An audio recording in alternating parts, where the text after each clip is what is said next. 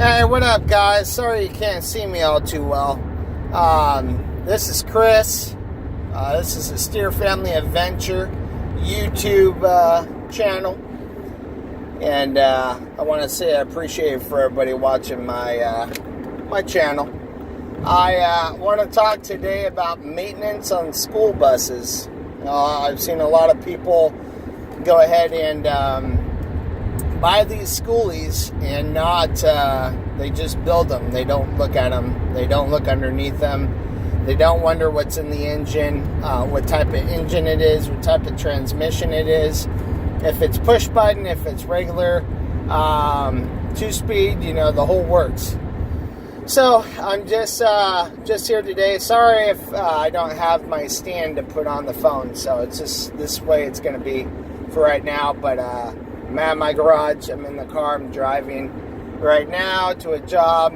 That's part of the reason of why I want to go ahead and be a full-time schoolie and travel the actual United States, all 52. Yes, I said 52. Want to do Alaska, Hawaii. That's gonna be a journey for those two. But anyways, so get into it. Maintenance before you even drive the bus. I would say, honestly, if you're local and you get a local bus, great. If you have to drive across the United States once you picked it up, then let's talk here. Also, before you build the schoolie, these are the things that you need to check out and make sure that they're good before you build your schoolie. And then also we're going to talk about weight. And so let's get into it. First off, a schoolie. Turn on this AC real quick here. Come on. Not heater. Goodness. There we go. Alrighty. Hopefully you guys can hear me. So, anyways, guys, talk about schoolies here. So, let's talk about buying the bus, what you need to know. Don't just buy any bus. Buy a bus that actually, suits your needs. I'm going with a 13 to 15 window before you get to the driver window. That's a big bus. It's a 40-footer. Also, on the engine, I'm actually going to go with the 5.9 because it is 350,000 mile engine, which means it could top off at 600,000 to 800,000 miles if you maintain it properly. Also, transmission. I am getting the MT643. It's a bigger transmission for the bus. You can get them with that combination. The only reason why I'm getting that is because it is actually too big for the bus, but they still put them in the buses. It'll be good for transportation, longer lifespan, big time. All these other transmissions, I wouldn't trust them all too much. But anyway, so let's get into it. First, this all has to do with cleaning your engine out once you get it, cleaning the injectors, and then cleaning out your whole entire system. So there is a product called Seafoam, SEA, and then foam, Seafoam.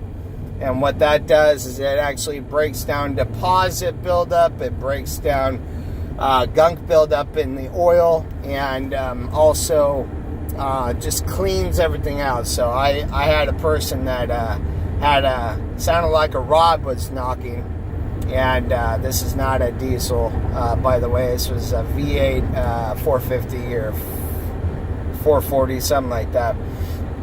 But so they decided to go ahead and try Seafoam, and the noise went completely away. It was a brand new engine. It actually responded 80% better than what it first did, and it cleaned everything out. So what we do is, to use the Seafoam, there's 3 separate parts. There's one for the air system. You'll put it into your intakes, just spray it in.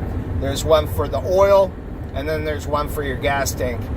So go ahead, maintenance it by putting in the Seafoam. Put one in the oil, spray one into the intake system, and then put a bottle into the gas tank. What this is going to do is it's going to go ahead and break up.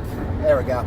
It's going to go ahead and break up all the deposits, all the buildup, all the gunk and grime in the engine, and this pretty much get it to a brand new condition. You might have to do this multiple times for the inside of the engine, but this is over years. You know, it builds up and it gets all gunky in there. The deposits on the heads, cylinder heads, all this stuff needs to go away.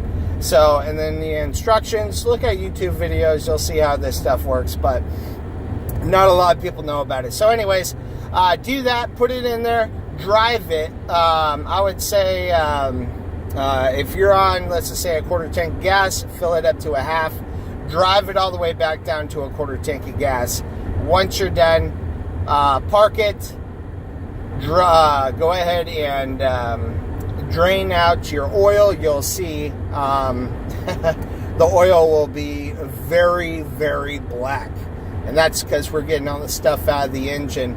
Also, the gas tank, what it's doing is it's cleaning out injectors, stuff like that. Go ahead and put it back up to a half tank of gas. Run it again after you're all done with the oil, changing the oil out, and yeah, just get it all nicely cleaned up. It'll do a good job and get you kind of fresh again before you start your build. Now, we're not doing the build just yet because there's some important things you need to know. So now let's talk about, after we've just done the engine, all that stuff, you're going to go ahead and change out your filter, your fuel filter. Since you went ahead and put that product in the gas tank, it broke up everything inside there, cleaned out the lines, and went straight into the filter, caught all that stuff, and then so on to the gas tank. So, what you want to do here, hold on. What's this guy going so slow for? Goodness.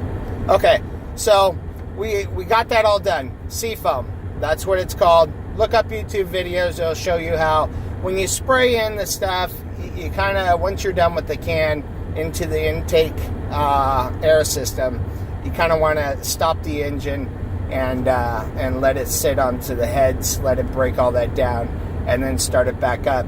What you're going to end up having is white smoke coming out of the tailpipe. Totally perfect. It's breaking down all the crap inside there, getting it all nice and clean, and getting you back to newer. You know, not brand spanking new, but newer. And getting you ready for the road. Also, it'll break it up inside the engine. So what I would pretty much do is pressure wash the engine, get it all nice and detailed, and then go ahead and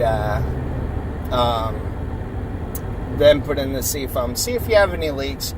A lot of these buses do have leaks, so you might have to take apart a couple things to put in new gaskets and get it all nice and dialed up. And this is pretty much what I'm going to do. I like to do things right. I don't like to follow people on YouTube too much because, well, some of the stuff is just, it's not correct, especially on the build, but we'll get to that later. So once you're all done with that, let's go ahead and take a look at the pressure for the fuel line. Go ahead and hook up a pressure regulator for the fuel line and see if you're getting the recommended amount of pressure. If you're not, you've already changed out your filter, so it's not that. So then what you want to do is you want to go ahead and see if you have any leaks. Go through, pressurize it a couple of times, and then look underneath the bus. I would say, honestly, have it on concrete so you can see, and see if you have any leaks. If you do, replace those lines to where you do have the leaks. And yeah, go from there. So now, test it again. If the pressure is just not there, replace your fuel pump. What you're going to need is you're going to need a shark to put into the middle of the pipe to release the hoses off of the pump. And then change it out, and then you should be good to go. You should have the recommended amount of fuel pressure. Alright, so we're done with that. Now let's talk about, let's go into underneath the bus. You have leaf springs and shocks. what you want to do is you want to look at those leaf springs. I don't believe, not a lot of people see their leaf springs before they build a bus. That actually holds your bus up. And look, if they're completely flat and straight, they are no good. You need to get them replaced. They're just not doing its job. You need to have the U-shaped leaf springs, which are the metal plates that go underneath the bus that create a U, and change them out. I know it's going to suck because it costs a little bit of money to do, but if you're going to build a rig or build a house and you have all that pressure and it snaps, let's just say your whole bus is going to go down and try and hit the ground. And if you're on the freeway and it snaps like that, you're done. Your tire's done, your shock's done, your frame might be done. So check that out. Make sure that that your leaf springs are going to be good. I've seen a lot of videos to where they're completely done and people are building the bus, and oh man, I would just hate for that day when they hit a pothole, that leaf spring just breaks off and it hits the ground. It's going to ruin a couple of different things, if not their frame, on the front end of, or the back end. It just all depends on where it breaks. But anyways, so now the shocks. Shocks. What you want to do is, these are heavy-duty shocks. They're commercial shocks. They're big suckers. Not what we use in the off-road industry. But what you want to do is you want to go underneath there. If there's a sleeve on there, it looks like an accordion. It's a little sleeve that goes on the shock. Clip the tie on it. You could always put a new tie on there, and push back the sleeve. Once you push back that sleeve, see if you have a ring. If you do, on the chrome rod, clean it off. Clean them all off. Then go and run the truck down some bumpy roads or whatnot, and then go back under the bus. You don't have to put the sleeve back on. It's not a big deal. And then if you still have a ring, it means it's leaking. Your shock is actually leaking, which means it's going bad. You need to replace them. So, and that ring will be noticeable. Maybe by a little bit, maybe by a lot, but you will see a ring. And just look. Just examine it. You've already cleaned it. Shouldn't be nothing on there. It should be nice and polished up chrome. And then if you see a ring on which ones, replace them or replace all. Honestly, I'd replace all. Putting a lot of money on these buses, I'd replace it. Now, since that's all done with the shocks, go to the frame. Okay? We're putting on so much weight. Well, I'm not going to be putting on that much weight. I'm not using 2x4s, but all these people that are using these builds use 2x4s throughout the whole entire bus. You don't have to do that. It's not necessary. It puts on too much weight. Your bus could only hold so much, So anyways, on the frame, I reinforce your frame. Us in the off-roading industry, we go ahead and we put on pretty much a cap on the frame, and we weld it in place, and it puts another layer of protection on there. You can bend these frames, wrinkle these frames, twist these frames. To put a plate on there, weld it on there, will give you that extra strength that you need to build your bus and not have to worry about how much weight you're putting on the bus. But you will have to worry, because on the next one I'm going to talk about is actual axle weight. Okay? You got a dually in the back, you got a single in the front, okay? Check to see what your front axle can handle, okay? And then go into the back. It's a dually, so I consider it 2. And go ahead and whatever your axle could hold in the front weight-wise, go ahead on the back and add another 25%, and that's how much you can do on the axles, and that's safe. Now, since we're done talking about that, let's go ahead and talk about the actual tires. I've seen a lot of people on YouTube go, hey man, my tires were 14 years old. No. You definitely need to check out the date on the tires. Look at a couple of YouTube videos to see how to actually look at the dates of the tire and change it out. If recommendation, I think, is 5 years. I'm not too sure, but if it's over 5 years old and maybe 6 years old, I'd change them out big time. But there is a recommendation on the manufacturer of those tires. Definitely go ahead and call them up or check online, and you'll get that all figured out. Anyways, so you got that on the tires. Make sure the tires are good. Now check out your, make sure you're greasing out your bearings, your drum, kind of where your brakes are. They're inside your axle right there should be all greased up because of your bearings, stuff like that. Also, jack up your bus and spin the wheel and see if it actually is clicking or it doesn't move too smooth.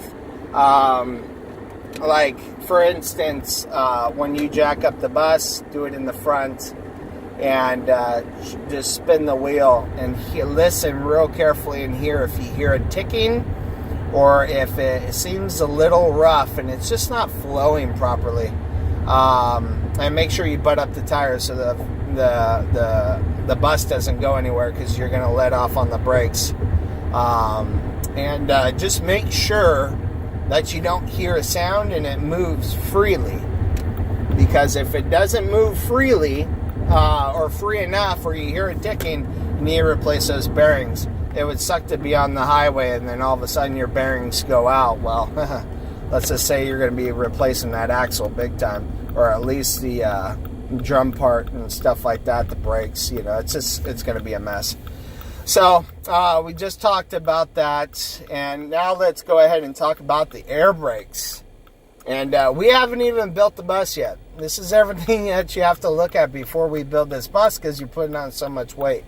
The air brakes, I would get a spray bottle, put some soap in there, water, shake it up, and put a lot of pressure on your lines. Make sure, pump your brakes a little bit, push out a little bit of air, make sure it's all filled up all the way. And then go through and spray all your lines and make sure nothing is leaking. A lot of times a rock will hit it, it'll nick it a little bit. It's not noticeable, but after time, if it's leaking, what will end up happening is your compressor will go out, which means your brakes will go out. And, well, shoot, to be 28,000 pounds plus, yeah, I wouldn't want my brakes to go out either. So take a look at that, and then let's see what else we got here. So we've just talked about all that. Now let's talk about let's see here. We got all that done. Of course, check your battery cables. Make sure they're not corroded or anything like that. You can put baking soda and all that stuff. I'd just put some fluid on there and clean them off real quick. Make sure they're good to go before you ride the bus to your destination. Just get all this cleaned up. Let's see, what else have we got here? Oh, your pipe, your exhaust pipe. Make sure you have no holes, no leaks, nothing like that. If you do, the cheapest way to do it is just to wrap your pipes and put them right back on instead of buying new ones. Especially with salt, stuff like that. Most of the time there's leaks in the exhaust. It messes with a lot of stuff, the emissions, stuff like that. Let's see here, what else have we got?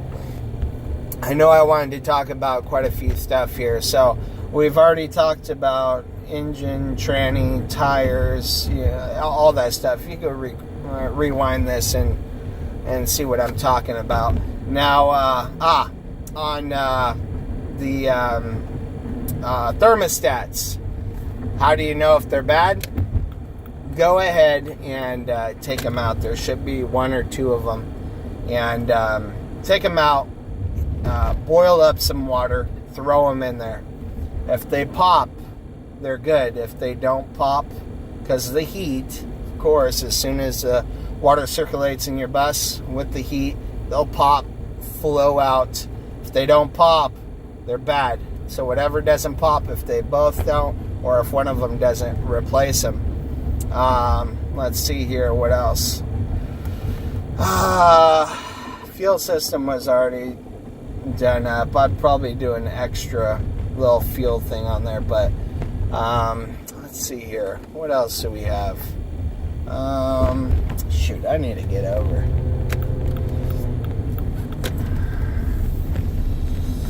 So we talked about all that. You know what? There's probably a little bit more to do. I would say check your brakes out. Make sure that the brakes are good. And we already talked about the leaf springs, the shocks. Let's see what else here. Okay, so you're driving along. Grounds.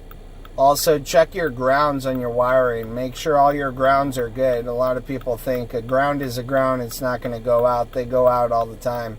So what I would do is I would go ahead and get a meter and test all your grounds. Make sure that they're actually doing their job. If they're not, replace the ground wherever it's coming from and go from there. Also, with your meter, check everything else. You know, look at a couple of YouTube videos and see how to run a meter, how to do it or whatnot, and check out other things on the bus that are electrical. I'm not too much into the electrical, but I definitely know how to run a meter and to check all my wiring to make sure it's correct. Some buses are jimmy rigged, some aren't. Some are actually done correctly, but you definitely want to check out and make sure that your grounds are good so you don't short out something else that's important on your bus. So, but other than that, shoot, where am I? Okay. So, anywho, guys, that's pretty much it before you build the bus. You know, make sure your weight is good. Enforce your chassis. You know, do all the work that's needed, because you don't want to build this bus and then all of a sudden other stuff goes wrong, especially on the engine. You definitely want to test out your engine and make sure that there you are, and make sure that everything's working properly on there. Make sure the turbo, if you have one, make sure it's working. For me, I picked the 5.9 because I'm going to go ahead and change out the turbo. I'm going to go ahead and change out a lot of the components for the performance. So it's going to be the turbo, the P-pump, and a couple of other things. But anyways, guys, that's a video on prepping your bus or checking your bus out before you drive it across, you know, country or whatever. Once you buy it, check everything out. You know, it's going to cost you probably, I don't know, it could probably cost you about a good $500 just to start driving that bus around. Because you definitely just don't want to just buy it and not check anything out. There could just be an issue to where the oil is like 10 years old and it's super thin, and you're putting so much heat on that engine that the engine just gives out. It was a good engine at first, and then you ruined it by not checking everything out, you know. So just make sure you check it all out. Seafoam, the whole works. Do everything that you need to do before you mess up the engine. Anyways, guys, this is Chris, Steer Family Adventures. Definitely, this is the most important thing before you build your bus. You need to make sure that you know what you're doing. So, but anyways, guys, I got to get going. You guys have a good one. And, yeah, for us, Skoolie Nation is on its way. We're actually very happy. We are looking at a couple buses, and the one we want is at 5.9. That's probably going to be the most reliable. We're going to upgrade the turbo, and we're going to upgrade the P-pump to have more efficiency and more power. And on those P-pumps, man, if you get the aftermarket ones, you could practically almost do anything to it. You could do vegetable, you could do that oil stuff, the biodiesel, whatever. You could do, dude, there's so many different things you could do with that P pump. Oh, also, what I've just found out from somebody is the air compressor. You could actually hook up a system to where you could use your air tools, or you could go ahead and you're just splitting into the line. You could also hook up your air horns, your fog horns, whatever you want to call them, and go off of that system. But check everything, spray it all down, make sure nothing's leaking. Also, honestly, I would say on your seals, make sure everything's good there. Oh, another important thing, your gas tank ventilates. Okay, check out the hose that ventilates and make sure it's not clogged up. A lot of times when people try and start a bus, they can't start it. They're like, well, what the heck's going on? Blah, blah, blah. It's just because it's not ventilating out. It's clogged up in the hose by dirt, and it just won't crank over because there's too much pressure in the line or in the tank, and it just can't circulate it. So check out that little hose. Make sure it's not clogged up. And yeah, guys, this is Chris. And if you guys want to, talk to me or whatever, comment below. Please, if you think this was a good video and you've learned something, thumbs up on that. If you even liked it, thumbs up. And subscribe. Hit that bell on the side. So what I've seen a lot of time on YouTube is that if you don't hit that bell, it doesn't go on right away. You can hit subscribe, but it might not show it for another 4 more hours after they posted it. So anyways, that's my thought. That's my advice. And I do this a lot off-road, so I actually know how to pretty much do all this stuff. And just check everything out, man, before you drive it, because that one little drive could ruin everything or cost you a ton of money. All right, guys, have a good one. Chris, the Steer Family Adventures.